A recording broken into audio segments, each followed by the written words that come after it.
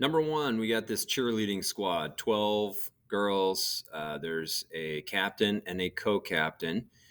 And they want to know, what's the probability right over here? What's the probability that we're going to pick Chantel and Clover as leaders? All right. Now, there are two different positions. There's a captain and a co-captain. So I think it kind of matters, what order we pick these kids in. If Chantel is, let's say, number one pick, she's going to be the captain, right? So I'm going to put CH for Chantel.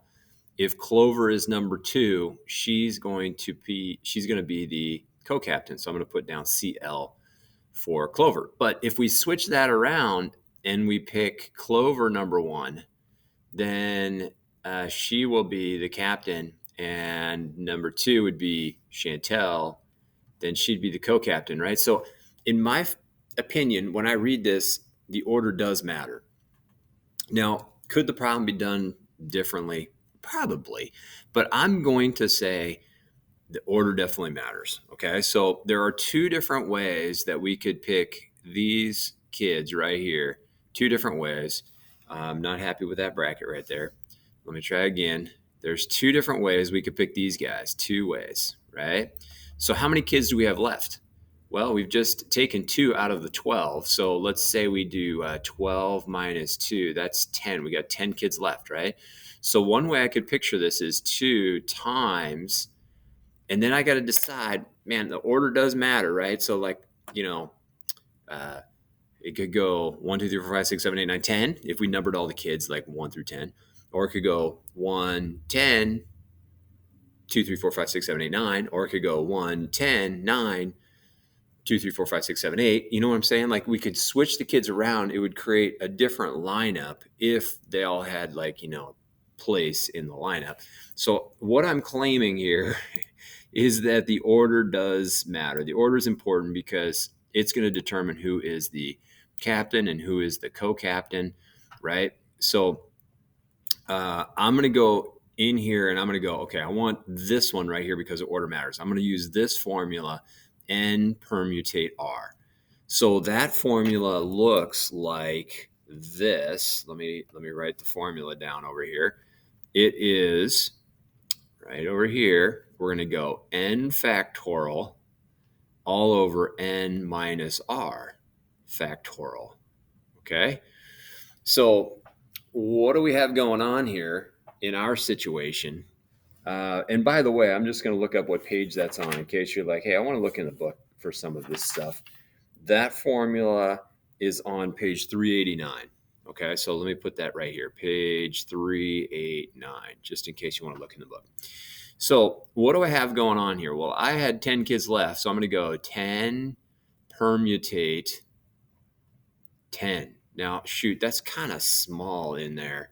Let me come down here and do this. I'm going to write a little bit larger. 2 times 10 permutate 10, right? Now, how many different ways, if we have 12 kids, how many different ways could we permutate those 12 kids? Well, that would be 12 permutate 12. So the reason the author says, or the writer says, express your answer as a fraction in simplest form is they want you to understand this notation right here with the factorial sign. The factorial, as we talked about in class, like if you had 5 factorial, that's 5 times 4 times 3 times 2 times 1, right? So what do we have right down here? We have 2 times 10 factorial all over 10 minus 10 factorial, all right? And in the denominator, we have 12 factorial all over 12 minus 12 factorial, right? And so what does that mean? Well, in the denominator, when you have 10 minus 10, you got 0 factorial. And the crazy thing is 0 factorial is defined to be 1. So I'm just going to put a 1 down in the denominator. 10 minus 10 is 0, 0 factorial. I'm going to put that up here too. Remind you of this. 0 factorial equals 1. And so we got 1 in the denominator, and then in the numerator, we've got 10 times 9 times 8, dot, dot, dot, times 3 times 2 times 1. And in the denominator, we have 12 times 11 times 10 times 9 3 times 2 times 1, right?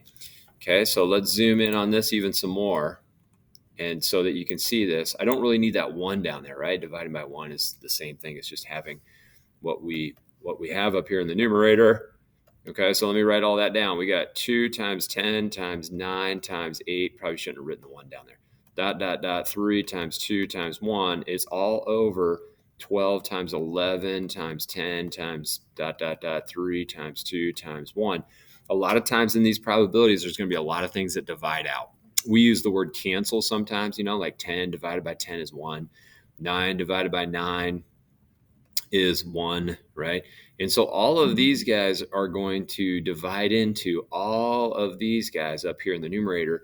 And what are we left with? We're left with 2 all over 12 times 11.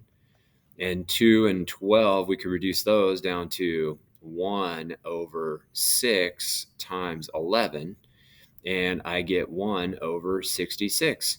So this is our probability that either Chantel, well, it'll be Chantel and Clover or Clover and Chantel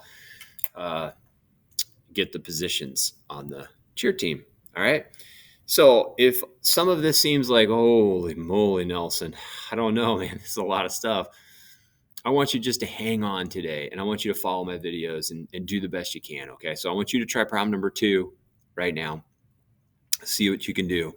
Or you can jump to number, what do I have in my Google Classroom assignment here? You can jump to number 5, and then you could try problem 5 and then do number 6. So in my videos, I've got, do 5, but it's up to you. Okay. How you want to approach this. I've got 3 different videos on our Google Classroom that'll walk you through at least one of the sample problems from homework today. All right. Oh boy. Good luck, everybody. This is going to be a challenging assignment. I know you can do it. I got confidence in you.